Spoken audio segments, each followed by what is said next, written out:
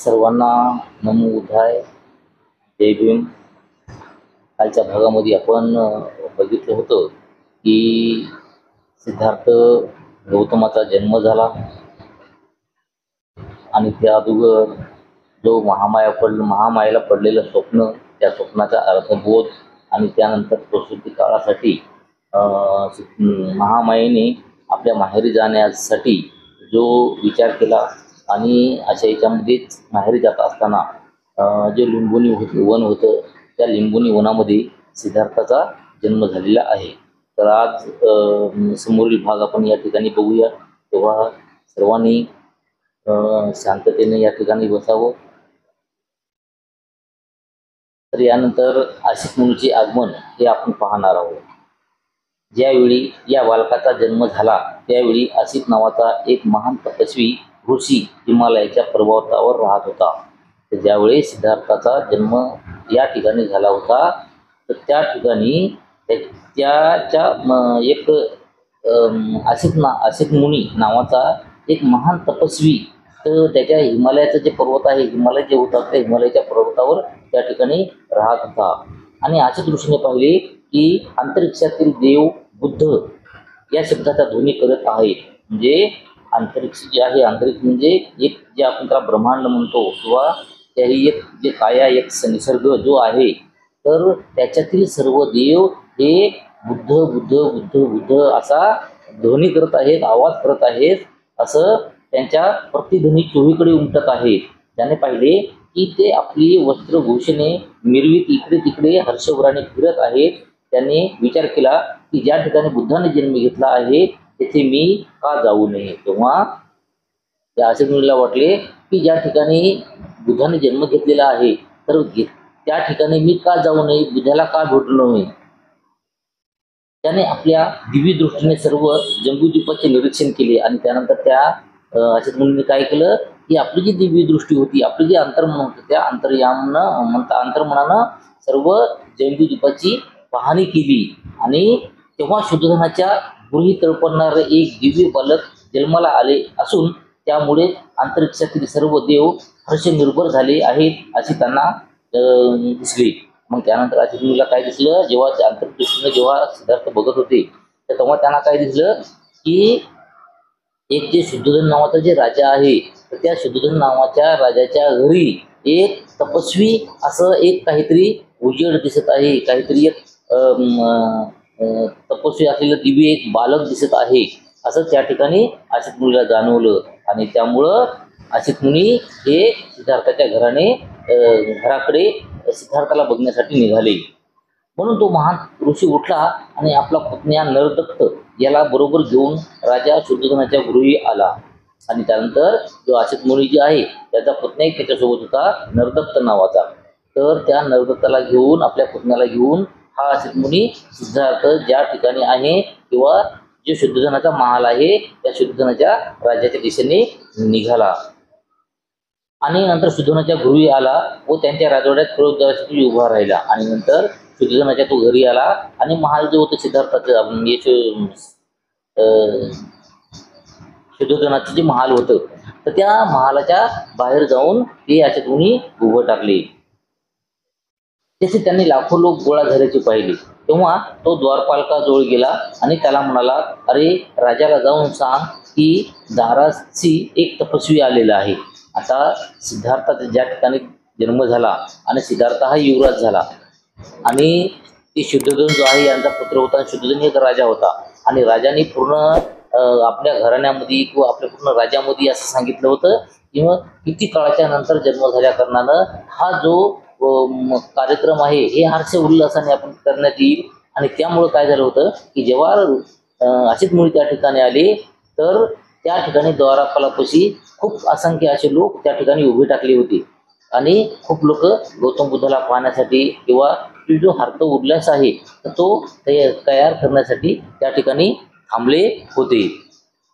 आणि त्यामुळं मग आसिफ मुनी त्याचा आला आणि जास्त गर्दी गर्दी होती ती गर्दी बघलेली बघून त्याने काय केलं, त्या दरवाज्यावर एक द्वारपाल जे उभा होता, तर त्या द्वारपालाला ते म्हणाले की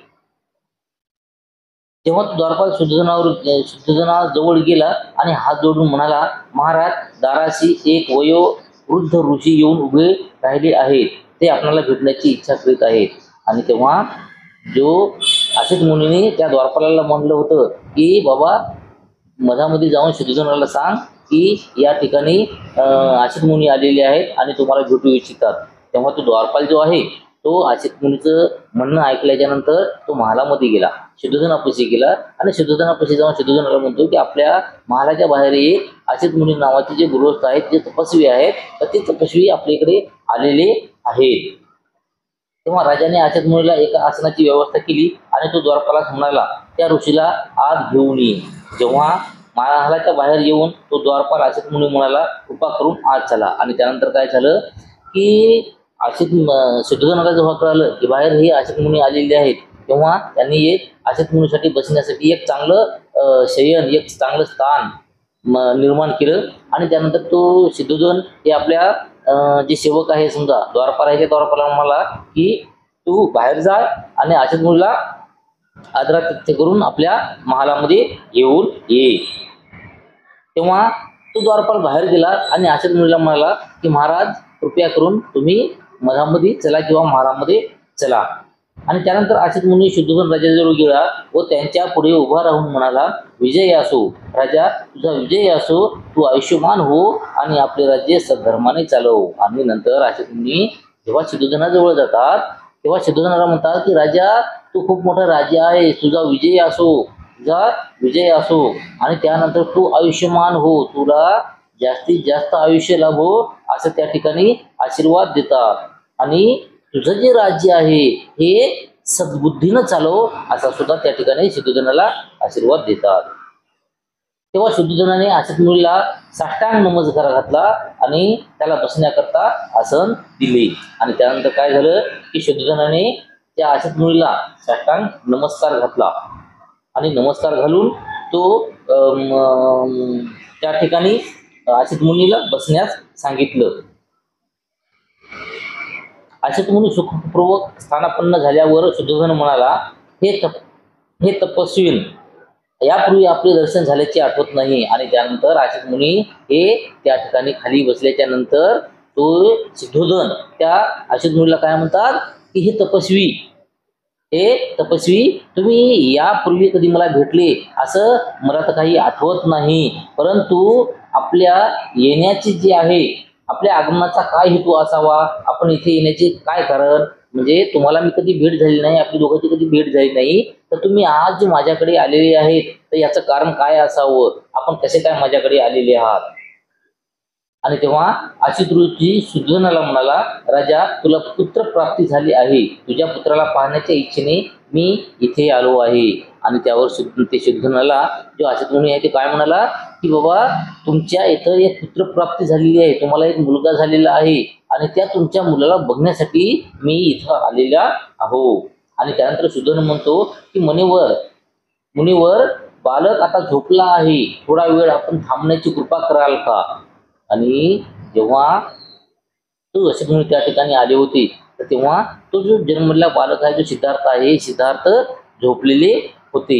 आणि त्यामुळं शुद्धोधनाने त्या असित मुनीला एक विनंती केली की मुनीवर, आता जो बाळ आहे तो बाळ झोपलेला आहे, त्यामुळे तुम्ही थोडंसं थांबाल काय. तर तेव्हा ऋषी म्हणाला की राजा, असले थोर महात्मे जास्त वेळ झोपत नाहीत, हे थोर महात्मे स्वभावच जागृत असतात. तेव्हा असित मुनी जे आपल्या अंतर्दृष्टीनं बघलेलं होतं सिद्धार्थाला, किंवा तो सिद्धार्थ नंतर हे बुद्ध होणार होता हे जे बघितलेलं होतं, त्यामुळं शुद्धोधनाच्या म्हणण्यावर शुद्धोधनाला हे असित मुनी काय म्हणतात की हे जे महात्मे आहेत हे महात्मे जास्त वेळ झोपत नसतात, ते सध्या कधीही जागृत असतात आणि त्यामुळे तू जास्त वेळ झोपणार नाही, मी येथे थांबतो. इतक्यात त्या महामंडोशीवर अनुकंपा दाखवून त्या बालकाने आपण जागे झाल्याची हालचाल केली. आणि लगेच त्यानंतर काय झालं की या जो असित मुनीचं जे बोलणं आहे, या बोलण्याने तो जो छोटा सिद्धार्थ होता, छोटा बाळ जे आहे, हे आपण जाग असण्याची खात्री करून देण्यासाठी काय केलं, आपली थोडीशी हालचाल केली, हातपाय हलवले आणि हातपाय हलवल्यामुळं असं समजलं की बाळ हा जागा झालेला आहे. बालक जागे झालेले पाहताच शुद्धोधनाने आपल्या दोन्ही हातांनी त्याला उचलून घेऊन ऋषीच्या समोर आणले. आणि जेव्हा बाळ जाग झालेलं आहे असं बघतात शुद्धोधनानं काय केलं की त्या बाळाला दोन्ही हातानं उचललं आलमग आणि त्या बाळाला उचलून हे त्या असित मुनीच्या कडे घेऊन गेले, त्यांच्या समोर घेऊन गेले. असित ऋषीने त्या बालकाला निरखून पाहिले तेव्हा ते महापुरुषाच्या 32 लक्षणांनी व 80 शुभ चिन्हांनी युक्त असलेले त्या दिसले. आणि जेव्हा त्या असित मुनीनं बघितलं, निरखून बघितलं, तेव्हा त्यांच्या शरीरावर 32 पूर्ण लक्षणं दिसली. आता कोणावर कमी असतात लक्षणं, कोणावर जास्त लक्षणं असतात. आपण म्हणतो कधी कधी की एवढी लक्षणं असतात, तेवढी लक्षणं असतात. आणि अशाप्रमाणे शुद्धोधनाच्या अंगावर 32 पूर्ण लक्षणं दिसली. आणि त्यापैकी जे 80 जे शुभ चिन्ह असतात, जे चांगले चिन्ह असतात, जे दैदिप्यमान अशी चिन्ह असतात, ज्यामुळं समोर चालून हा बालक बुद्धच होणार, अशा प्रकारचे जे 80 प्रकारचे जे चिन्ह आहेत तर ते चिन्ह त्या ठिकाणी दिसले. नंतर असित मुनींनी बघितले की हा जो बाळ आहे यांचा देह शुक्र व ब्रह्मा यांच्यापेक्षाही अधिक तेजस्वी आहे. म्हणजे यांचा जे देह होता तर तो देह एखाद्या देवापेक्षाही फार तेजस्वी होता व त्यांचे तेजोमंडल त्यांच्यापेक्षा सहस्त्रपटीने अधिक देदीप्यमान होते. म्हणजे एखादं जे तपस्वी असते तर त्या तपस्वीचे जे तेजोमंडल असते तर त्यांच्यापेक्षा 100 पटीनं जास्त अधिक तेज हे तेजोपटल या बाळाचे होते. असित मुनीच्या सुखातून त्वरित उद्गार निघाले आणि नंतर लगेच असित मुनी त्या ठिकाणी काय म्हणाले की निसंदेह या पृथ्वी तलावर हा अलौकिक पुरुष अवतरला आहे असे म्हणून असित मुनी आपल्या आसनावरून उठले व त्यांनी आपले दोन्ही हात जोडून त्यांनी त्या बालकाला साष्टांग नमस्कार केला. म्हणजे या ठिकाणी असित मुनीला काय वाटले की हा जो बालक आहे हे नक्कीच पुढे चालून बुद्ध होणार आहे. आणि त्यानंतर असित मुनी आपल्या जागेवरून उठले, आपले दोन्ही हात जोडले आणि हात जोडून त्या ठिकाणी तो जो बालक होता त्या बालकाला प्रदक्षिणा घातली, त्या बालकाच्या बाजूला फिरले. त्यांनी बालकाभोवती प्रदक्षिणा घातली आणि त्याला आपल्या हातात घेऊन ध्यान मग्न स्थितीत ते उभे राहिले. आणि त्यानंतर परत त्या बालकाला आपल्या हातामध्ये घेतलं आणि बालकाला हातात घेऊन त्या ठिकाणी ध्यानमग्न उभे टाकले, स्तब्ध असे उभे टाकले. असित ऋषीला पूर्वीची सुपरिचित भविष्यवाणी माहिती होती. आणि असित मुनी जे होते यांना जे अगोदरची जे भविष्यवाणी होती ही भविष्यवाणी माहिती होती. गौतम प्रमाणे महापुरुषाच्या 32 लक्षणांनी युक्त असलेला पुढे 2च मार्ग असतात. आणि जे काही असित मुनी जे आहेत यांना जे भविष्यवाणी जी माहीत होती की गौतमाप्रमाणे किंवा महापुरुषाच्या 32 लक्षणांनी युक्त असलेल्या जे असतात तर त्या व्यक्तीचं पुढं चालून 2च मार्ग असतात. म्हणजे ज्याच्याकडे 32 लक्षणं असतात तो माणूस फक्त 2च मार्गाने समोर जातो हे असित मुनीला चांगलं माहिती होतं. तर तो तिसरा नाही, जर तो संसारी जीवनात राहिला तर तो चक्रवर्ती सम्राट होईल. म्हणजे असित मुनीला माहित होतं की हे जे 2 मार्ग आहेत हे 2 मार्ग या ठिकाणी असित मुनीने सांगलेले आहेत. एक मार्ग म्हणजे हा बालक जर समजा संसारात रमला तर तो चक्रवर्ती सम्राट म्हणजे खूप मोठा सम्राट होईल, पूर्ण जगावर त्याचे राज्य असेल. पण जर गृहत्याग करून त्याने संन्यास घेतला तर तो मात्र सम्यक संबुद्ध असा बुद्ध होईल. आणि तो जर संसारामध्ये नाही रमला आणि त्याने जर गृहत्याग केला तर त्यानंतर मात्र निश्चितच हा बालक सम्यक संबुद्ध असा एक बुद्ध होईल. अशी तिला खात्री होती की हे बालक गृहस्थी जीवनात राहणार नाही. आणि त्यानंतर असित मुनींना आपलं जे अंतर्यामी जे होती, जे अंतर्दृष्टी जी होती त्या अंतर्दृष्टीने त्यांनी बघितले की निश्चितच हा बालक संसारामध्ये रमणार नाही. आणि त्या बालकाकडे पाहून अश्रुढळीत दीर्घ निश्वास टाकून तो ऋषी रडू लागले. आणि त्यानंतर त्यांना काय वाटलं की हा बालक जो आहे ते संसारात रमणारच नाही. म्हणजे याचा अर्थ असा आहे की नक्कीच हे बालक पुढे चालून सम्यक संबोधी ज्ञान प्राप्त करल. आणि त्यामुळं हे जे असित मुनी होते तर या असित मुनीला नंतर रडू आला, दुःख झाले आणि त्यामुळे ते लढू लागले. असित मुनी अश्रुढाळीत व दीर्घ निश्वास टाकीत रडत हे शुद्धोधनाने बघितले. आणि हे असित मुनी जे होते जे रडत आहेत आणि दुःखी झालेले आहेत हे बघून शुद्धोधनाला थोडंसं वेगळं वाटलं आणि ते शुद्धोधनानं बघितलं. आणि त्यानंतर असित मुनी रडत असलेला पाहून शुद्धोधनाच्या अंगावर रोमांच उभे राहिले आणि त्या व्याकुळतेने असित मुनीला विचारली. म्हणजे शुद्धोधनाला असं वाटलं की बाबा या माझ्या बालकाला बघून किंवा सिद्धार्थाला बघून जे हे असित मुनी लढत आहेत तर हे असित मुनी लढत आहेत तर काही वेगळं काही तर नाही ना, काही माझ्या मुलाच्या बाळाच्या काही भविष्यामध्ये काही दुःख तर नाही ना, आणि हा हे जे ऋषित मुनी आहे तर हे का लढत आहेत हे आश्चर्य वाटलं शुद्धोधनाला. म्हणून शुद्धोधनानं लगेच त्या असित मुनीला विचारलं की हे मुनीवर अशा रीतीने का रडत आहात, अश्रू का ढाळीत आहात. आणि तेव्हा शुद्धोधन त्या मुनीला काय म्हणतात की मुनीवर तुम्ही का लढत आहात, तुम्ही अश्रू डोळ्यातून अश्रू तुमच्या का निघत आहेत, दीर्घ निश्वास का टाकीत आहात, माझ्या बालकाचे भविष्य निर्विघ्न तर नाही ना, म्हणजे माझ्या बालक जो आहे जो सिद्धार्थ आहे तर या सिद्धार्थाच्या जीवनामध्ये काही अपरिचित घडण्यासारखे तर नाही ना, काही दुःख करण्यासारखं तर नाही ना. हे ऐकून ऋषी म्हणाला राजा मी बालकासाठी लढत नाही. तेव्हा त्यानंतर मुनीवर जे तपस्वी होते ते त्याने काय म्हणले की राजा शुद्धोधन मी या बालकासाठी मुळीच लढत नाही, त्यांचे भविष्य अगदी निर्विघ्न आहे, मी रडतो आहे ते माझ्यासाठी. म्हणजे हा जो बालक आहे तर या बालकाचं जीवन हे एकदम कधीही त्यांच्या जीवनामध्ये विघ्न येणार नाही असं आहे, एकदम सुखाचं आहे. आणि मी जे लढतो आहे ते या बाळासाठी नव्हे तर मीही स्वतःसाठी लढतो आहे असं त्या ठिकाणी ते मुनीवर म्हणतात. का बरं शुद्धोधनाने विचारले. तेव्हा ऋषी आता उतरला की मी वयोवृद्ध झालेला आहो, माझं आयुष्य आता संपत आलेलं आहे, निश्चितपणे हे बालक बुद्ध होणार असून ते परमोच्च व सम्यक संबुद्धी प्राप्त करून घेईल. तेव्हा शुद्धोधनाच्या म्हणण्यावर ते मुनीवर जे असतात जे तपस्वी असतात त्या ठिकाणी काय म्हणतात की हे बाळ मोठं झाल्याच्या नंतर निश्चितच संबोधी प्राप्त करेल, बुद्ध होईल, परंतु माझं आता वय झालेलं आहे आणि त्यामुळं मी कधी या जगामध्ये मी किती दिवस राहील याची गॅरंटी नाही.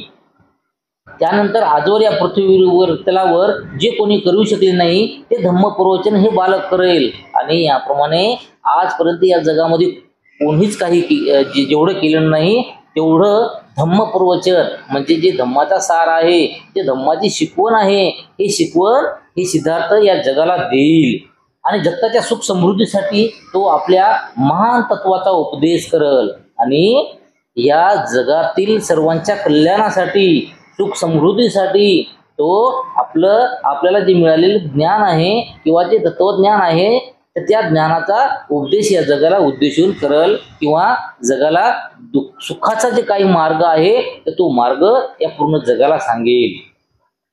ज्या धार्मिक जीवनाची तो घोषणा करील ते जीवन आरंभिक कल्याणकारक म्हणजे आरंभिक कल्याणकारक, मध्य कल्याणकारक आणि अंतिम कल्याणकारकच असेल. आणि सिद्धार्थाने पुढे चालून जेव्हा बुद्ध होतील आणि बुद्ध झाल्याच्या नंतर त्यांचं जे धार्मिक जीवन आहे तर त्यांचं धार्मिक जीवन सुरुवातीला सुद्धा सर्वांचं कल्याण करण्यातच राहील आणि मध्ये सुद्धा त्यांचा म्हणजे मधांतर सुद्धा तो फक्त जगाचं कल्याणच करत राहतील आणि शेवटी सुद्धा तो जगाचं कल्याणच करत राहतील असे त्या ठिकाणी मुनीवर म्हणतात.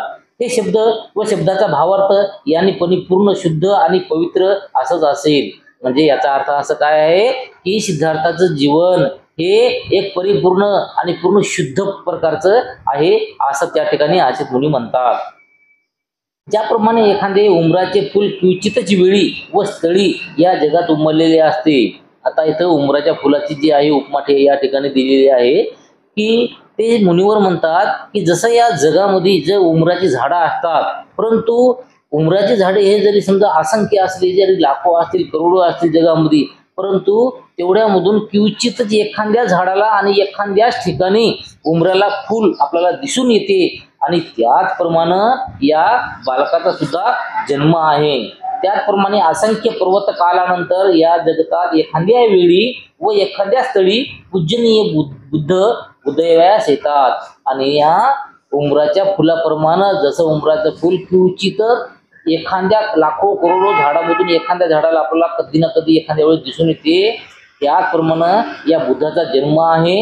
आणि असे बुद्ध हे कितीतरी लाखो करोडो वर्षाच्या नंतर हे जन्माला येतात. त्याचप्रमाणे राजा हा मुलगा सुद्धा निसंशय परज्ञान प्राप्त करून संबोधी प्राप्त करून घेईल. आणि त्याचप्रमाणे राजा शुद्धोधना हा जो बालक आहे, हे बालक निश्चितच समोर चालून संबोधी प्राप्त करून घेईल, ज्ञान प्राप्ती करून घेईल आणि असंख्य जीवांना व दुःख सागरातून तरुण नेऊन परमसुखाची स्थिती प्राप्त करून घेईल. आणि अशाप्रमाणे आपण तर ज्ञान प्राप्त करेल हा बालक, परंतु यांच्या समवेत येणारे हे पूर्ण जे अखंड जग आहे, या पूर्ण जगातल्या लोकांचं जीवाचं सुख दुःखापासून कल्याण करेल असं त्या ठिकाणी ते असित मुनी म्हणतात. परंतु मी त्या बुद्धाला पाहू शकणार नाही म्हणून मी लढतो आहे आणि या दुःखामुळे हा असा दीर्घ निश्वास टाकीत आहे, कारण मला या बुद्धाची पूजा कराव्यास मिळणार नाही. म्हणजे त्यानंतर जे मुनीवर होते ते लढत होते ना, तर त्या लढण्याचा त्यांनी त्या ठिकाणी कारण सांगितले की हे निश्चितच बालक जे आहे ते पुढे चालून बुद्ध होणार आहे, परंतु माझं आता वय कमी राहिलेलं आहे, मी आता वयोवृद्ध झालेला आहो, त्याच्यामुळे मी किती दिवस टिकेल किंवा किती दिवस या जगामध्ये जगेल याचं निश्चित नाही. आणि हा बालक जो आहे तो पुढे चालून बुद्ध बनणार आहे, तर हे बालक बुद्ध झालेला मला बघाव्यास मिळणार नाही आणि मला बघाव्यास मिळत नाही म्हणून मला त्याचं दुःख होत आहे आणि म्हणून मी लढत आहे आणि मी निस्वार्थ असा श्वास सोडत आहे असं त्या ठिकाणी असित मुनी शुद्धोधनाला म्हणतात. तदनंतर राजाने त्या थोर असित मुनीला व त्यांचा पुतण्या नरदत्त याला यथायोग्य भोजन देऊन संतुष्ट केले. त्यांना वस्त्रदान देऊन त्यांच्या भोवती प्रदक्षिणा घालून वंदन केले. आणि असं म्हणल्याच्या नंतर त्या शुद्धोधनाने काय केलं, हे जे असित मुनी आले होते आणि त्यांचा जो पुतण्या आला होता नरदत्त नावाचा, तर या दोघांनाही काय केलं की चांगलं चुंगलं जेवण दिलं आणि जेवण दिल्याच्या नंतर त्यांना प्रदक्षिणा घातली, त्यांना नमस्कार केला आणि वंदन केले. तेव्हा असित मुनी त्यांचा पुतण्या नरदत्त याला म्हणाला. आणि तेव्हा जेवण झाल्याच्या नंतर जो असित मुनी होता, तर जो आपला पुतण्या जो होता नरदत्त, तर त्या नरदत्ताला काय म्हणतो की नरदत्ता, जेव्हा हे बालक बुद्ध झाल्याचे तू ऐकशील तेव्हा त्यांच्याकडे जाऊन त्यांच्या ज्ञान मार्गाचा अनुग्रह कर. म्हणजे पुढे चालून हा जो बालक बुद्ध होईल, तर बुद्ध झाल्याच्या नंतर तू बुद्धाकडे जाय आणि बुद्धाकडे जाऊन त्यांचा मार्ग जो आहे तू अनुसर, त्यांच्या मार्गाचा अनुसर कर तू असं म्हणतात. त्यांचा जो त्याने जे धर्म उपदेश सांगतील, त्यांनी जो धर्म सांगतील, तर त्या धर्माचा तू पायीक हो असं त्या ठिकाणी नरदत्ताला हे असित मुनी सांगतात. ते तुला सुख शांतीचे व कल्याणप्रद ठरेल. आणि तू हा बुद्धाचा जर मार्ग पत्करला, बुद्धाचा जर मार्ग अवलंबला, तर ते तुला एकदम सुखाचं आणि शांतीचं आणि तुझं पूर्ण जीवन कल्याण होऊन जाईल असं ठरेल. असे म्हणून असित मुनींनी राजाची आज्ञा घेऊन ते आपल्या आश्रमाकडे निघून गेले. आणि असं म्हणल्याच्या नंतर हे असित मुनी आणि त्यांचा जो पुतण्या होता नरदत्त नावाचा, तर तो आपल्या आश्रमाकडे निघून गेले. आता यानंतर पाहायचा आहे आपल्याला महामायेचा मृत्यू. 5व्या दिवशी नामकरण विधी करण्यात आला. मुलाचे नाव सिद्धार्थ असे ठेवण्यात आले. त्यांचे गोत्र नाम गौतम होते म्हणून त्याला सिद्धार्थ गौतम या नावाने संबोधू लागले. मग काय झालं की त्यानंतर बाळ जन्मून 5 दिवस झाले आणि 5व्या दिवशी बघा, आता आपल्या इकडं सरासरी करतात बघा, 5वी वगैरे म्हणतात त्याला. तर 5व्या दिवशी काय असते की त्या बालकाचं नामकरण करायचं असते. तेव्हा 5व्या दिवशी या राजाच्या एरियामध्ये सुद्धा, शुद्धोधनाच्या घरी सुद्धा या बालकाचं नामकरण करण्याचा दिवस ठरला. आणि त्या ठिकाणी या छोट्या बाळाचं नाव सिद्धार्थ असे ठेवण्यात आले. आणि सिद्धार्थ यांचं जे गोत्र होतं, तर ते गोत्र गौतम नावानं होतं. आता गोत्र म्हणजे सरासरी असं हे करायला हरकत नाही, समजा अंदाज पकडायला नाही की गोत्र म्हणजे सरासरी आपलं आडनाव. तर यांचं जे आडनाव आहे किंवा त्यांचं जे पूर्ण नाव आहे ते होतं गौतम. आणि गौतम यांचं पूर्ण नाव असल्या कारणानं सिद्धार्थाला नंतर सिद्धार्थ गौतम असे संबोधू लागले किंवा असे म्हणू लागले. मुलाच्या जन्माचा आनंदोत्सव व नामकरण विधी समारंभ चालू असताना महामाया एकाएकी आजारी पडली व तिचे दुखणे वाढू लागले. ते त्यानंतर काय झालं, पाचवीच्या दिवशी जेव्हा पाचवीचा हा कार्यक्रम चालू होता, त्याच्या इथं खूप मोठा उल्हासाचा कार्यक्रम चालू होता आणि बाळाचं नामकरण ठेवणं हे चालू होतं. तर नामकरण ठेवते वेळेस त्यांची जी आई होती महामाया, तर ही महामाया एकाएकी आजारी पडली आणि आजारी पडल्याच्या नंतर तिचं दुःख हे वाढतच गेलं. आपला अंतकाळ जवळ आलेला आहे असे ओळखून तिने राजा शुद्धोधनाला म्हणाले व प्रजापतीला आपल्या रुग्णशय्येजवळ बोलाविले. आणि त्यानंतर काय झालं की महामायेला असं वाटलं की आता माझं जे आहे हे अंत जवळ आलेलं आहे, म्हणजे माझं आता निधन होणार आहे, मी या जगाला सोडून जाणार आहे. तर तेव्हा त्या महामायेनं काय केलं, जे आपले शुद्धोधन जे आहे तर पती आपले, तर त्या शुद्धोधन राजाला जवळ बोलावलं. आणि तसंच जी आपली बहीण होती प्रजापती, म्हणजे या शुद्धोधन राजाची दुसरी पत्नी, तर या प्रजापतीला सुद्धा आपण ज्या ठिकाणी झोपली होती, ज्या बाजूवर होती, ज्या पलंगावर होती, तर त्या ठिकाणी त्या महामाया आपल्या प्रजापतीला आणि शुद्धोधनाला बोलाविले. माझ्या मुलाबद्दल असित मुनीने जे भविष्य वर्तविले आहे ते खरं होईल. तेव्हा ते आपल्या पती शुद्धोधनाला आणि आपली बहीण प्रजापतीला काय म्हणते की असित मुनीने जे आपल्या बाळाविषयी जे भाकीत केलेलं आहे, जे भविष्यवाणी केलेली आहे, तर ते भविष्यवाणी निश्चितच खरी ठरेल अशी मला खात्री आहे, याचा मला विश्वास आहे. मला दुःख एवढंच वाटतं की हे खरं ठरलेलं पाहण्यासाठी मी जिवंत राहणार नाही. आणि या असित मुनीने जे भविष्यवाणी आहे ते नक्कीच खरी ठरेल, परंतु मला दुःख वाटते की मी या बुद्धाला बघण्यासाठी या जगामध्ये राहणार नाही. माझं बाळ आता लवकरच मातृहीन होईल, परंतु माझ्या मागे माझ्या मुलाचे काळजीपूर्वक लालन पालन होईल किंवा नाही, व त्यांच्या भविष्याला अनुकूल लक्षून त्यांची योग्य प्रकारे जोपासना केली जाईल किंवा नाही, याबद्दल मला मुळीच चिंता वाटत नाही. आणि त्यानंतर परत आणखी महामाया काय म्हणते की हे जे बाळ आहे हे बाळ आता लवकरच आपल्या आईपासून वेगळं होईल, आपल्या आईविना राहील, परंतु यापुढे सुद्धा माझ्या बाळाला कोणत्याही गोष्टीची कमी पडेल किंवा त्यांची जी जोपासना आहे ते योग्य प्रकारेच होईल असं मला याची खात्री आहे. कारण तर माझ्या माघारी माझी बहीण प्रजापती आणि शुद्धोधन जे आहेत ते दोघं माझ्या बाळाची खूप सारी काळजी करतील अशी मला आशा आहे. त्यामुळे मी बिलकुल कोणतीही चिंता करत नाही. प्रजापती, माझे बाळ मी तुझ्या स्वाधीन करतो, त्यांच्या आईपेक्षाही तू त्यांचा चांगला सांभाळ करशील याबद्दल मला मुळीच शंका नाही. आणि त्यानंतर प्रजापतीला आपली ही महामाया बहीण काय म्हणते की प्रजापती, हे बाळ जे आहे हे जे सिद्धार्थ आहे ते मी तुझ्या स्वाधीन करतो आहे आणि मी या जगाचा निरोप घेतो आहे, आणि त्यामुळं तू या बाळाचं चांगलं संगोपन कर, चांगला सांभाळ कर असं प्रजापतीला म्हणाली. आता कष्टी होऊ नका, मला इहलोक सोडण्याची आज्ञा द्या. देवाचं बोलावणं आलेलं आहे, त्यांचे दूत मला घेऊन जाण्यासाठी थांबलेले आहेत. आणि नंतर महामाया त्या ठिकाणी काय म्हणते की प्रजापती आणि शुद्धोधन, तुम्ही मला आता आज्ञा द्या, मला या जगातून जाण्याची माझी जी तयारी आहे ती झालेली आहे. मला घेऊन जाण्यासाठी दूत जे असतात, जे आपण ते यम म्हणतो, घेऊन जातात, मेल्याच्या नंतर घेऊन जातात म्हणून यम असतात ना, ते आपण जे म्हणतो की नाही, तर ते लोक जे आहेत, देवदूत जे आहेत, ते मला घेऊन येण्यासाठी आलेले आहेत आणि ते बाहेर दरवाजापाशी उभे आहेत. त्याच्यामुळे मला तुम्ही आज्ञा द्या अशी महामाया त्या ठिकाणी म्हणतो. आणि असे म्हणून महामायाने प्राण सोडला. आणि असं म्हणल्याच्या नंतर महामाया ही या जगातून निघून गेली व प्रजापती या दोघांनीही दुःखावेग अनावर झाला. त्यांनी रडून आक्रोश केला. आणि त्यानंतर काय झालं की शुद्धोधन आणि जे प्रजापती होते यांना खूप दुःख झालं आणि दुःख झाल्यामुळे ते खूप मोठमोठ्यानं लढू लागले. त्या ठिकाणी सिद्धार्थाच्या मातेचे देहावसान झाले तेव्हा तो अवघा 7 दिवसाचा होता. म्हणजे ज्यावेळेस सिद्धार्थाचं नामकरण होतं 5व्या दिवशी, म्हणजे सिद्धार्थाची 5वी, तर त्या 5वीच्या दिवशी महामाया हे बिमार पडली आणि त्यातून फक्त 2 दिवस राहिली. त्याचं दुखणं वाढतच गेलं आणि 7व्या दिवशी ही महामाया मरण पावली. म्हणजे सिद्धार्थ हा फक्त 7 दिवसाचाच होता तेव्हा आपल्या आईविना पोरका झाला. सिद्धार्थाचा नंद नावाचा एक धाकटा भाऊ सुद्धा होता.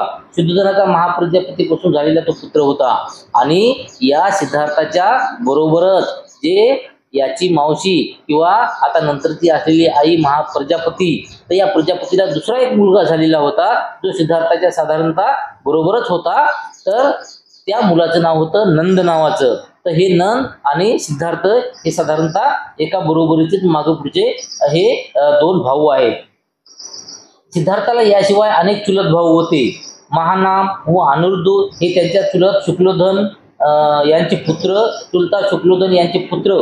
आनंद हा त्यांचा चुलता अमितोधन यांचा पुत्र व देवदत्त हा त्यांचा मावशी अमिता हिचा पुत्र होता.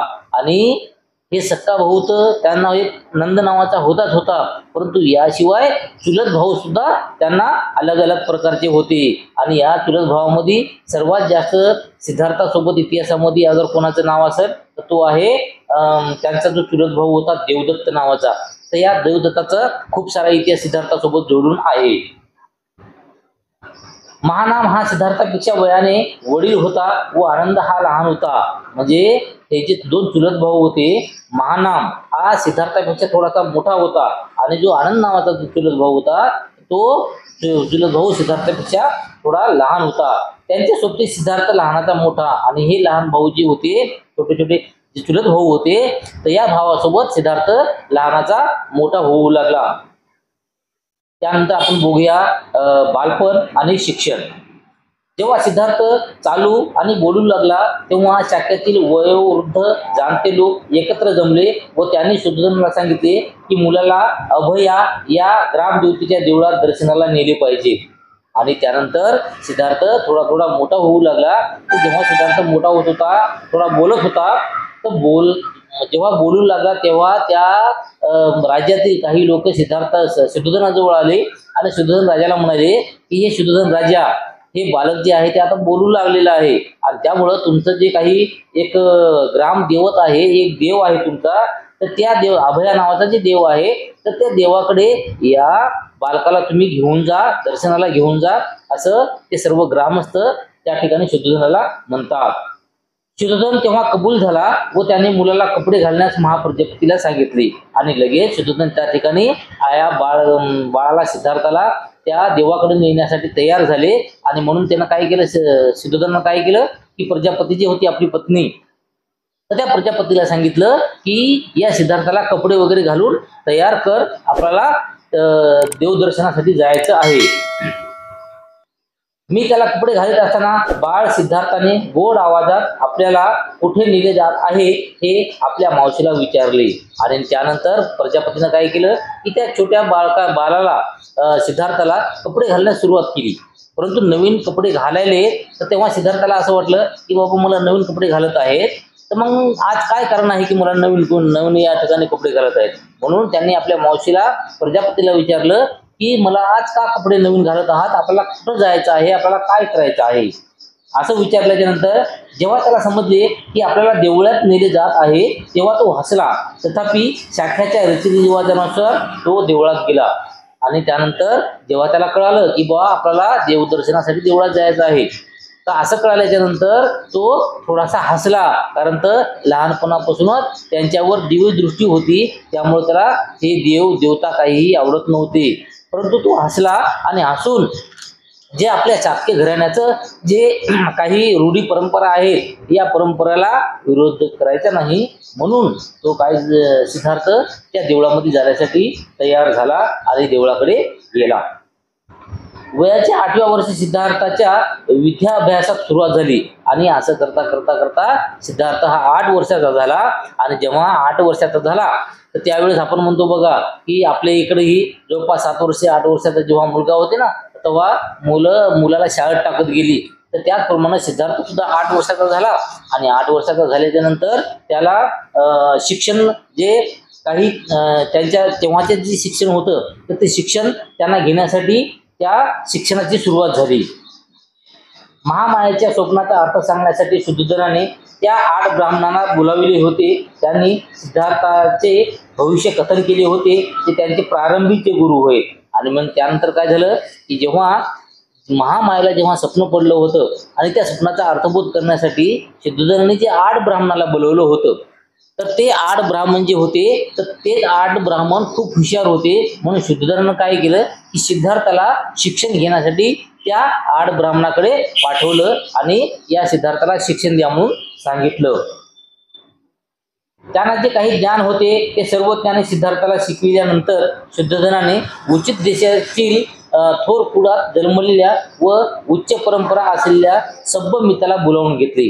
आणि त्यानंतर काय झालं की ते 8 ब्राह्मणाकडे जे बी काही शिकायचं होतं ते संपूर्ण शिक्षण किंवा जे ज्ञान सिद्धार्थाने संपुष्टात करून घेतलं. सर्व शिकले गेले आणि त्यानंतर मग शुद्धोधनाला वाटलं की बाबा 8 ब्राह्मण जे आहेत त्यांच्याकडचं पूर्ण शिक्षण सिद्धार्थाने घेतलेलं आहे, तर मग आता याच्या पुढचं शिक्षण घ्यायला पाहिजे सिद्धार्थाने. म्हणून शुद्धोधनानं काय केलं की उचित देशातील आणि थोर कुळात जन्मलेले व उच्च परंपरा असलेले जे एक सभ्यमित्त नावाचे जे एक महात्मे होते, तर त्या महात्म्याला त्या ठिकाणी बोलावून घेतलं. सभ्यमित्त हा भाषाशास्त्र, व्याकरणशास्त्र, वेव आणि वेदांगे आणि उपनिषदे या सर्वात पारंगत होता. म्हणजे सभ्यमित्त हा जो आहे ना, हे खूप विषयामध्ये पारंगत होता. भाषाशास्त्र झालं, व्याकरणशास्त्र, जे महत्वाचे जे काही शिक्षणामध्ये आपल्याला लागतात ते त्या पूर्ण शिक्षणामध्ये तो तरबेज होता. तर शुद्धोधनाने त्यांच्या हातावर सुवर्ण कलशातून उदक प्रदान करून सिद्धार्थाला अध्ययनासाठी त्यांच्या स्वाधीन केले. आणि त्यानंतर शुद्धोधनानं काय केलं की त्यांना एक सुवर्ण कलश जे होता, एक सोन्याचा जे कळशी होती, तर त्या सोन्याच्या कळशीमधून त्यांना पाणी दिले आणि त्यानंतर सिद्धार्थाला अभ्यासासाठी त्यांच्या स्वाधीन केले, म्हणजे त्यांच्याकडे अभ्यासासाठी दिले. हे त्यांचा दुसरा गुरु होय. आणि अशा प्रकारे जो सभ्यमित्त नावाचा जो व्यक्ती होता, तर हा सिद्धार्थाचा दुसरा गुरु होता.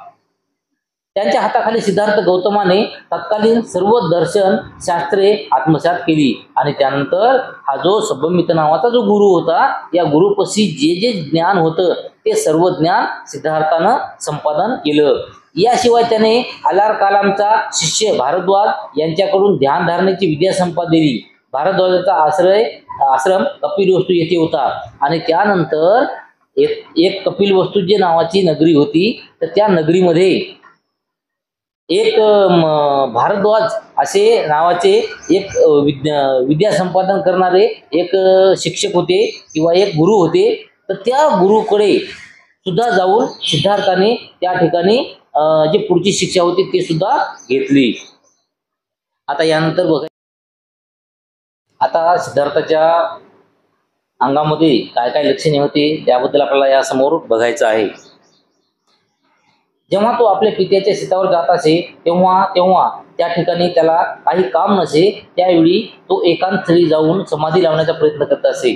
आणि सिद्धार्थ जसा जसा थोडासा मोठा झाला, तर मोठा झाल्याच्या नंतर एखाद्या वेळेस त्यांच्याकडे जे असलेलं असंख्य एकर जे शेत होतं, तर या सिद्धार्थ कधी कधी त्या शेतावर जात असे. आणि शेतावर गेल्याच्या नंतर जेव्हा काही त्यांना काम नसे, तेव्हा त्याने काय करत गेलं की एखादं कोणतं तरी झाड बघायचं आणि त्या झाडाखाली एकांतवास करत बसायचं, ध्यानधारणा करत बसायची. म्हणजे सिद्धार्थाला लहानपासूनच ध्यानधारणा करण्याची एक सवय होती, एक आदत होती.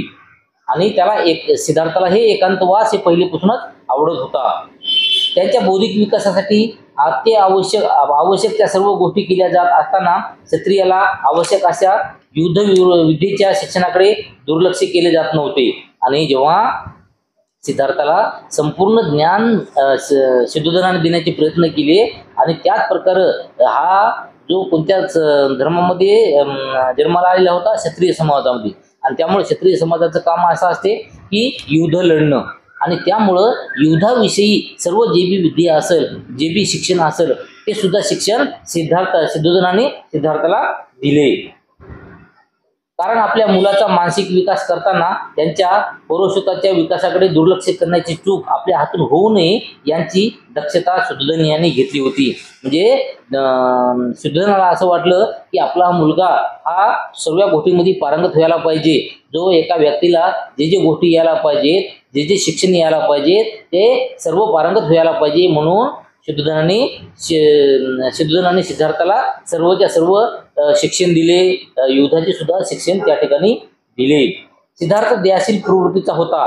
माणसाने माणसाची पिळवणूक करावी ही त्याला बिलकुल आवडत नसे. आणि सिद्धार्थ हा पहिलेपासून कसा होता, एकदम दयाशील, म्हणजे प्रत्येकाच्या साठी आपल्याकडे फक्त दयाच दाखवणे, प्रत्येकासाठी फक्त दयाच बाळगिणे अशा प्रवृत्तीचा सिद्धार्थ होता. म्हणून त्यांना वाटत गेले की एका माणसाने दुसऱ्या माणसाला पिळून घेणे किंवा दुसऱ्या माणसाकडून आपले काम करून घेणे हे कितपत योग्य आहे असे त्या ठिकाणी त्या सिद्धार्थाला वाटत होते.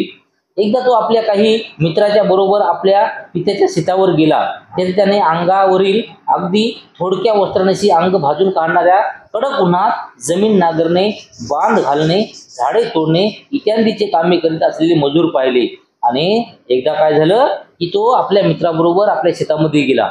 आणि शेतामध्ये गेल्याच्या नंतर तर ते आपल्या शेतामध्ये जे काही कर्मचारी होते, काही जे रोजदार होते, तर त्यांनी असं बघितलं की आपल्या शेतामध्ये काही रोजदार आहेत आणि हे रोजदार एकदम कडक उन्हामध्ये आणि एकदम कमी असलेल्या कपड्यामध्ये त्यांचं अंग पूर्ण भाजून जात आहे. आणि अंग भाजून जात असताना त्याने मात्र त्या ठिकाणी काम करत आहेत. कोणी बांध घालत आहे, कोणी झाडं तोडत आहेत. तर असं वेगवेगळ्या प्रकारचे जे काय आहे ते नोकर चाकर होते ते काम करत आहेत असं सिद्धार्थाने त्या ठिकाणी बघितलं. आणि हे दृश्य पाहून तो अतिशय हळहळला.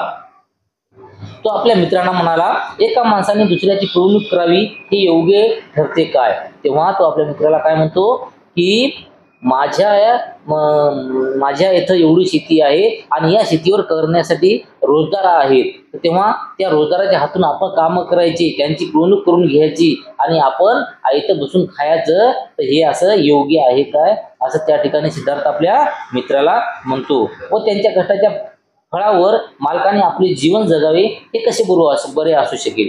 आणि नोकराने फक्त कष्ट करावे आणि मालक फक्त बसून त्यांच्या जीवावर फक्त आपलं जीवन घालावे किंवा आपलं जीवन जगावे, तर हे योग्य असू शकते काय असं त्या ठिकाणी सिद्धार्थ आपल्या मित्राला म्हणाला. त्यांच्या मित्रांना यावर काय उत्तर द्यावे हे कळेना, कारण ते जुन्या परंपरेचे तत्वज्ञान मानणारे होते. त्यांच्या मते मजुराचा जन्म हा आपल्या धन्याची चाकरी करण्यासाठीच आहे आणि आपल्या धन्याची चाकरी करण्यातच त्यांच्या जीवनाची इतकी कर्तव्यता आहे. म्हणजे त्यांचे जे मित्र होते, आता हा शत्रुघ्न हा एक राजाचा मुलगा होता, युवराज होता, त्यामुळे यांना बाहेर संसारामध्ये काय चालत होतं हे काही माहित नव्हतं. परंतु त्यांचे जे मित्र आहेत हे मित्र गोरगरिबाचे होते आणि त्यांना हे माहित होतं की बाबा गोरगरीब माणसं जे आहेत हे नोकरी करण्यासाठी आलेले आहे आणि राजा जो आहे फक्त हे हुकूम देण्यासाठी आलेले आहे.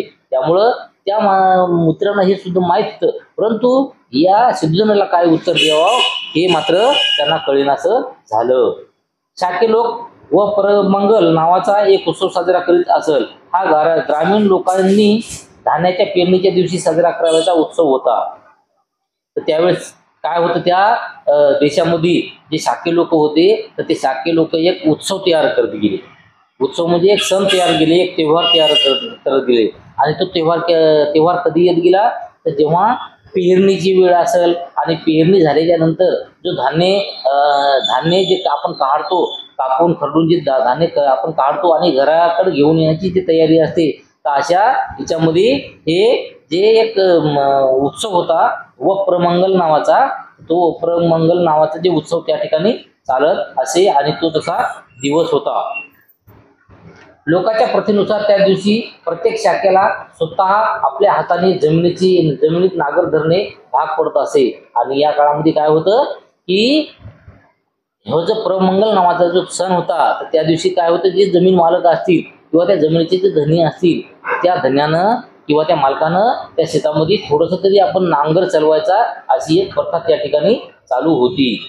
सिद्धार्थ या प्रथेने नेहमी पालन करीत असे आणि त्यामुळे सिद्धार्थ हे काम करणं वगैरे आवडत असे आणि लोकांना किंवा नोकरांना आपल्या इथं काम करणं हे आवडत नसे. त्यामुळे सिद्धार्थ असं जेव्हा येईल त्यावेळेस मात्र आपल्या शेतामध्ये जाऊन नागर धरणं हे सिद्धार्थाला आवडत असे. तो स्वतः नागर धरीत असे. जरी तो विद्वान होता तरी त्याने शारीरिक श्रमाची कधी तिरस्कार केला नाही. आणि सिद्धार्थ हा पहिलेपासूनच खूप हुशार होता आणि हुशार असल्या कारणाने तो पूर्ण शिक्षण घेऊन विद्वान झाला. आणि विद्वान झाल्याच्या नंतर तरीही सुद्धा त्याला कधी आपल्याला श्रम जे करायचं, जे मेहनत करायची याच्याबद्दल कधी तिरस्कार वाटला नाही किंवा कधी लाज वाटली नाही. तो क्षत्रिय कुळात जन्मलेला होता आणि त्याला धनुर्विद्येचे आणि इतर शस्त्रे चालवण्याचे शिक्षण मिळाले होते. आणि तो क्षत्रिय धर्मामध्ये असल्या कारणानं काय झालं होतं की त्याला जे धनुर्विद्या असते, जे बाण चालवायचं, जे लढाईमध्ये कामी येते बघा, जे बाण चालवणं हे ते म्हणतात बाणाचा निशाणा धरणं, तर अशा प्रकारचं काही जे शिक्षण होतं हे पूर्ण शिक्षण सिद्धार्थाला मिळालेलं होतं. परंतु दुसऱ्याला निष्कारण इजा करणे त्याला आवडत नसते. आता त्यांनी बाण मारण्याचं शिक्षण तर घेतलं, धनुर्विद्याचं शिक्षण तर घेतलं, परंतु कोणाला तरी बाण मारायचा आणि त्याला जखमी करायचं हे मात्र सिद्धार्थाला बिलकुल आवडत नसे. शिकार करणाऱ्याच्या मंडळात सामील होण्यास तो तयार नसे. त्यांचे मित्र त्याला म्हणत, तुला वाघाची भीती वाटते काय? तर तेव्हा जे शिकार करणारा काही ग्रुप होता, समजा जे शिकारीला जात गेले. पहिल्या काळामध्ये शिकारी वगैरे खूप चालायच्या, आताच्या काळामध्ये शिकारी तेवढे चालत नाहीत, पण पहिल्या काळामध्ये उघडपणे अशा चालायच्या. आणि शिकारीला जाण्याचा जे ग्रुप, यांचा मित्राचा जो ग्रुप होता, तर या ग्रुप बरोबर सिद्धार्थाला शिकारीसाठी जाण्यासाठी बिलकुल आवडत नसे. तर तेव्हा त्यांचे मित्र त्याला काय म्हणत गेले की बाबा सिद्धार्था, तुला वाघाची भीती वाटते की काय?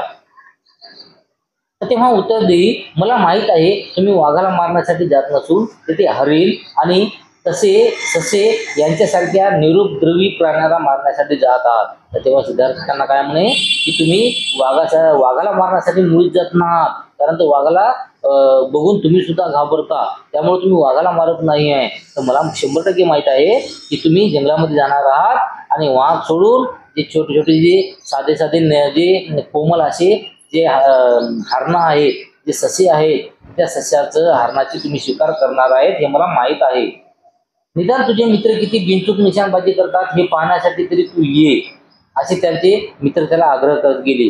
ते सिद्धनाला काय म्हणत गेले की ठीक आहे, तू शिकार करू नको, काही हरकत नाही, परंतु तुझे जे मित्र आहेत हे मित्र शिकार करण्यामध्ये किंवा निशाणा लावण्यामध्ये किती तरबेज आहेत हे पाहण्यासाठी तरी तू चल, असं त्या ठिकाणचे मित्र म्हणत गेले. सिद्धार्थ अशा प्रकारच्या आमंत्रणालाही नकार देई आणि म्हणे, मला निरुपद्रवी प्राण्यांना मारताना पाहणे आवडत नाही. तेव्हा सिद्धार्थ काय म्हणे की हे जे छोटे छोटे कोमल जे काही जे प्राणी असतात, त्या प्राण्याचे तुम्ही शिकार करता हे मला पावत नाही, त्यामुळं मी तिकडे येत नाही.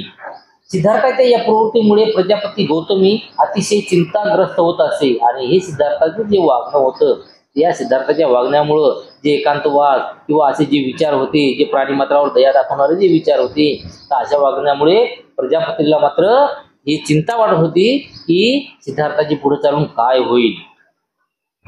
त्यांच्याशी वाद घालताना ती म्हणे, तू विसरतोस की काय? क्षत्रिय आहेस, लढणे हा तुझा धर्म आहे. शिकारीच्या मार्गाने युद्धविद्येत निपुणता प्राप्त होते, कारण शिकारीने अचूक नेमबाजीचे शिक्षण मिळते. शिकार हे क्षत्रियेचे युद्धविद्येचे शिक्षण घेण्याचे एक क्षेत्र आहे. आणि तेव्हा प्रजापती सिद्धनावर रागावत गेली आणि काय म्हणत असत की तू क्षत्रिय आहेस आणि क्षत्रिय असल्या कारणाने तुला हे युद्ध कधी ना कधी खेळावंच लागणार, आणि युद्ध जर खेळायचं असेल तर तुला निशाणेबाजी शिकावी लागणार. आणि निशाणेबाजी शिकण्यासाठी सर्वात गोष्ट असं की शिकार करणं आहे, कारण त्या शिकारीला आपण जे मारतो, शिकारीचं जे आपण निशाणा लावतो त्याच्यावरून आपली निशाणेबाजी जी आहे ही चांगली होते आणि त्यामुळे आपली निशाणेबाजी तरबेज झाल्या कारणानं पुढे चालून जर कधी युद्ध झालं तर त्या युद्धामध्ये हे निशाणेबाजी तुला कामी पडेल, असे त्या ठिकाणी प्रजापती सिद्धार्थाला म्हणते.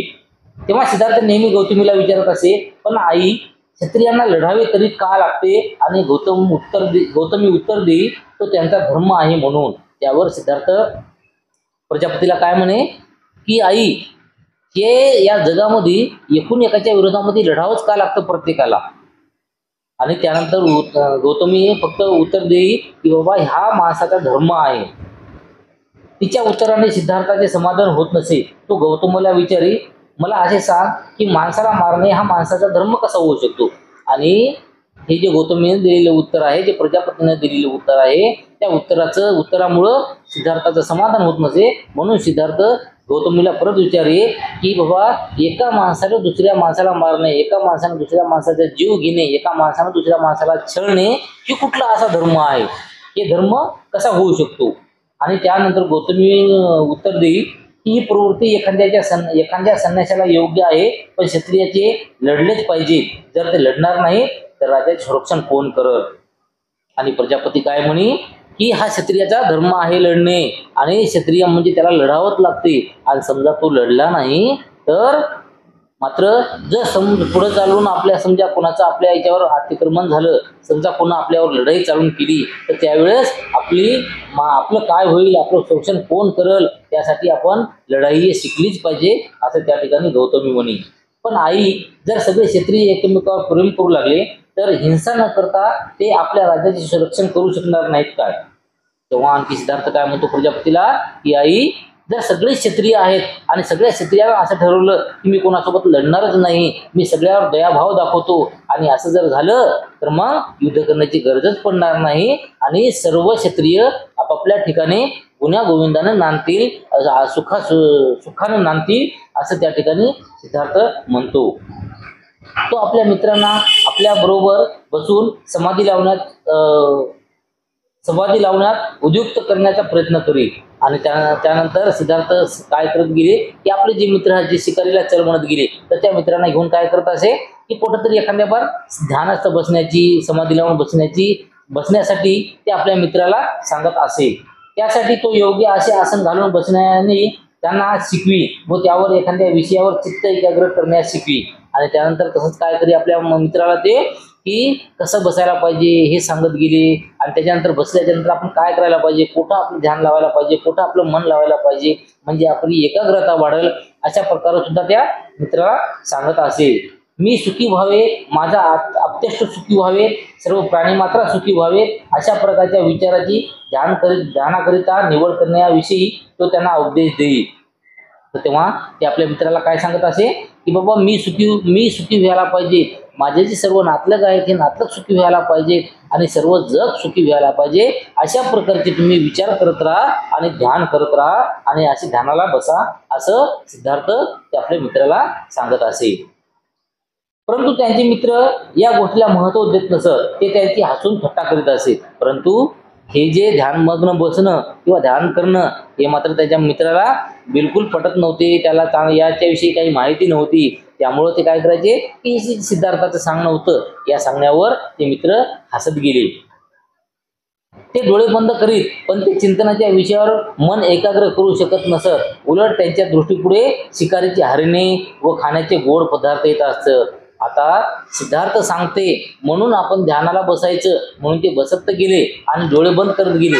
परंतु डोळे बंद केल्याच्या नंतर जसं सिद्धार्थ त्यांना सांगत गेलं की बाबा मी सुखी व्हायला पाहिजे, सगळं जग सुखी व्हायला पाहिजे, अशा गोष्टीवर तुम्ही लक्ष केंद्रित करा, म्हणजे तुमची एकाग्रता वाढेल. परंतु हे जे मित्र होते, हे मित्र शिकार करणारे होते. मग शिकार करणारे असल्याच्या कारणानं त्यांना कधी म्हणतील का की मी सुखी व्हायला पाहिजे, मी सुखी व्हायला पाहिजे एवढं तर म्हणतील, परंतु सगळं जग सुखी व्हायला पाहिजे हे म्हणतील का?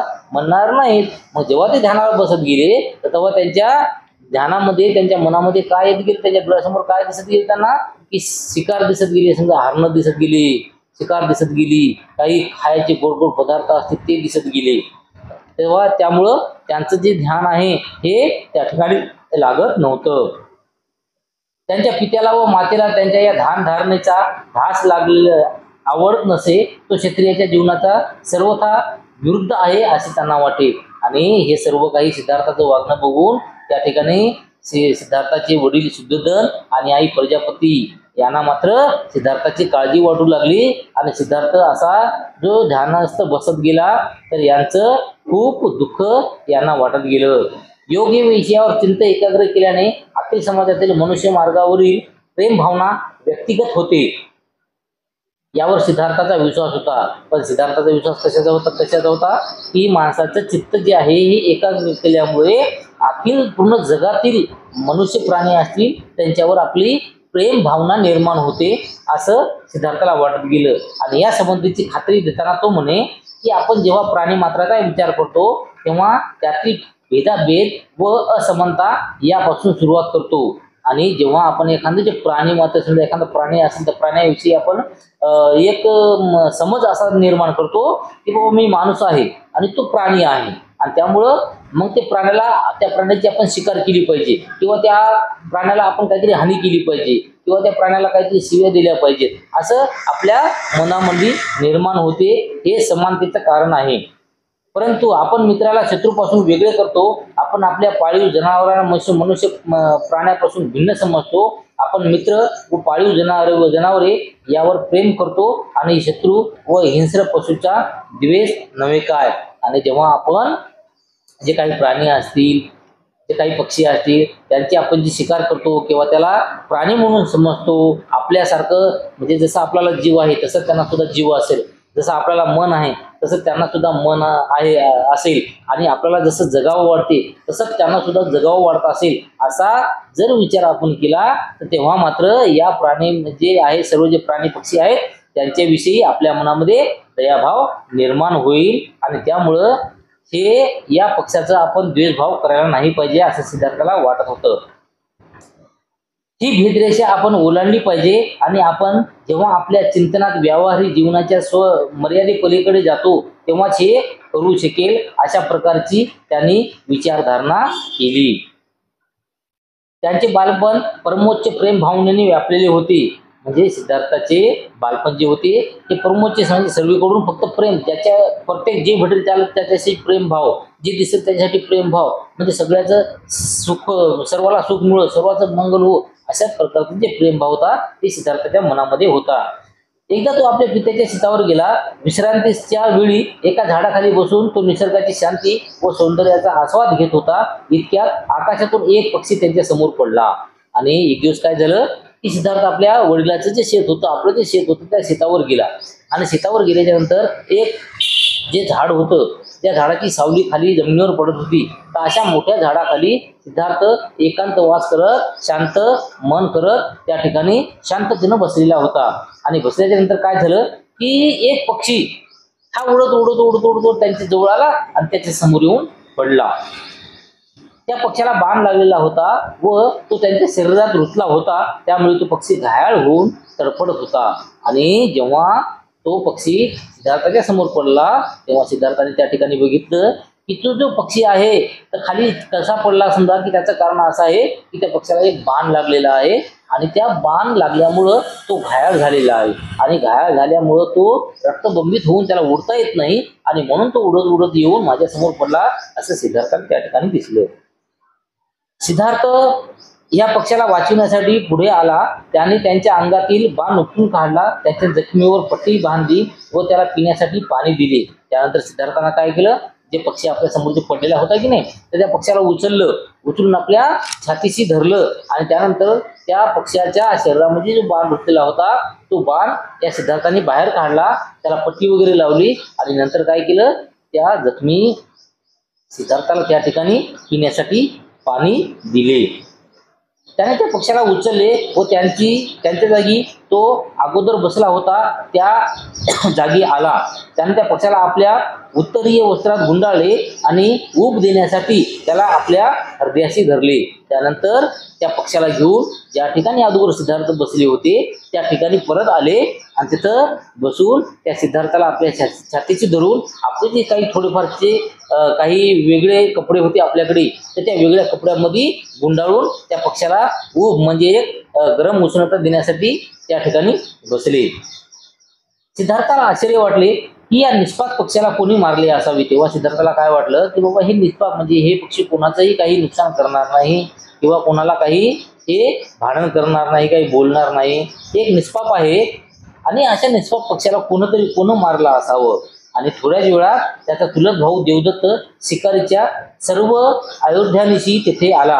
आणि त्यानंतर काय झालं की या सिद्धार्थाचा जे चुलत भाऊ होता देवदत्त, तर या देवदत्ताकडे पूर्ण शिकार करण्याचं जे साधन होतं ते सर्व साधन त्याच्याकडे होतं. तर ते साधन घेऊन तो सिद्धार्थाजवळ आला आणि सिद्धार्थाला म्हणाला की आकाशात उडत असलेल्या एका पक्षाला आपण बाण मारला आहे, तो पक्षी जखमी होऊ असून काही अंतरावर उडून गेल्यावर तो इथेच कुठेतरी पडला असावा, तो तू बघितलास काय. तर तेव्हा सिद्धार्थाला तो देवदत्त काय म्हणाला की मी एक पक्षी आहे त्या पक्षाला बाण मारलेला आहे आणि बाण मारल्यामुळे तो घायाळ झालेला आहे आणि तो जास्त वेळ उडू शकणार नाही, तर तो उडत इकडं आला आणि इकडं कुठंतरी पडला असावा, तर तू त्या पक्षाला बघितलेला आहेस काय असं त्या ठिकाणी देवदत्त सिद्धार्थाला म्हणतो. त्यावर सिद्धार्थ लगेच त्या ठिकाणी म्हणतो की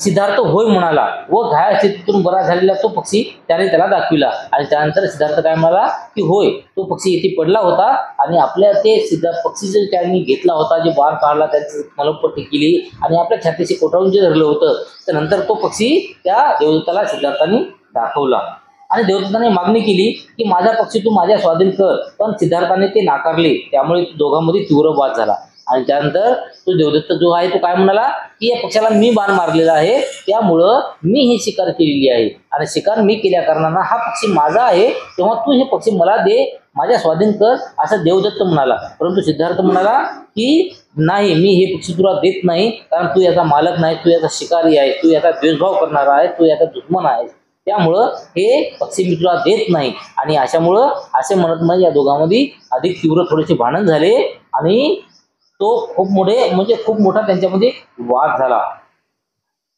देवदत्ताचे म्हणणे होते की या पक्षाचा मालक मी आहे, कारण शिकारीच्या नियमानुसार जो शिकार करतो तो त्या शिकारीचा मालक होतो. पण सिद्धार्थाने त्या नियमाची अधिकृतता अमान्य केली. तो म्हणाला जो त्याचे रक्षण करतो त्याला त्यांच्या मालकीचा हक्क प्राप्त होतो, ज्याला दुसऱ्याचा जीव घ्यायचा अधिकार घ्यावाचा असतो तो त्यांचा मालक कसा होऊ शकेल. पण त्यानंतर सिद्धार्थ काय म्हणतो की जो पक्षाचे रक्षण करेल, जो पक्षाला वाचवेल तो आणि जो पक्षावर दयाभाव करेल तो त्याचा मालक होऊ शकतो, आणि जो ज्याची शिकार करते तर तो त्याचा मालक कसा काय होऊ शकतो, असं त्या ठिकाणी देवदत्ताला सिद्धार्थ म्हणतो. या वादात दोघांपैकी कोणीही माघार घ्यायला तयार होईना. शेवटी हा प्रश्न लवादाकडे नेण्यात आला. लवादाने सिद्धार्थ गौतमाच्या दृष्टिकोनात योग्य असल्याचा निर्णय दिला आणि त्यानंतर जो देवदत्त होता आणि सिद्धार्थ होता, तर या सिद्धार्थाचा देवदत्ताचा जो वाद वाढला होता, तो वाद त्यांच्या राज्यामध्ये असलेले जे लवाद असतात, म्हणजे लवाद म्हणजे दोघांचे भांडणं होणारे असतात, ते भांडण सोडवणारे, दोघांचा वाद सोडवणारे जे काही माणसं असतात, तर त्या माणसाकडे गेला आणि त्या माणसाकडे हा प्रकरण गेल्याच्या नंतर त्या माणसानं सुद्धा असं सांगितलं की खरोखरच आहे, जो माणूस एखाद्या पक्षाला वाचवतो तो पक्षी त्याचाच होतो, म्हणजे वाचवणारा हा त्याचा मालक होतो. त्यामुळे हा या ठिकाणी सुद्धा या पक्षाचा मालक हा सिद्धार्थच आहे, असा त्या ठिकाणी त्या लवादाकडून न्यायनिवाडा झाला आणि त्यामुळे देवदत्त सिद्धार्थाचा कायमचा शत्रू बनला. आणि अशामुळे काय झालं की देवदत्त जो आहे हा रागीट स्वभावाचा पहिलेपासूनच होता आणि शिकार करणारा होता आणि त्याची शिकार त्याला मिळाली नाही, म्हणून तो सिद्धार्थाचा एक कायमचा खूप मोठा शत्रू हा देवदत्त बनला. परंतु सिद्धार्थ गौतमाने करुणावृत्ती इतकी उत्कृष्ट होती की तो आपल्या चुलत भावाची मर्जी राखण्यापेक्षा एकल्या निष्पाक पक्षाचा जीव वाचवणे त्याला अधिक पसंत केले. परंतु सिद्धार्थाची अशी महती होती किंवा त्यांचा जो दयाभाव असा होता की आपला चुलत भाऊ जो आहे, ज्याला शिकार नाही मिळाल्यामुळे तो रागावला, तर तो रागावला तरीही चालेल, परंतु मी या पक्षाला वाचवेल आणि त्याला परत पाणी जंगलामध्ये सोडून देईल, असा विचार सिद्धार्थ गौतमाने त्या ठिकाणी केला. आणि सिद्धार्थ गौतमाच्या बालपणीचं प्रकट झालेली त्यांची स्वभाव लक्षणे ही अशी होती आणि लहानपणापासूनची त्यांची लक्षणे म्हणजे इतर प्राणी मात्राविषयी दयाभाव दाखवणे हेच त्यांच्या जीवनामध्ये होते, त्यांच्या मनामध्ये होते. तर हे लहानपणापासून इतराविषयी असलेली जे प्रेमभाव आहे किंवा जो चांगली भावना आहे, तर हे भावनाच हे त्यांच्या बालपणी त्यांच्या पूर्ण राहणीमानामुळे दिसून येत होती. आता आज या ठिकाणी आपण इथे थांबत आहोत आणि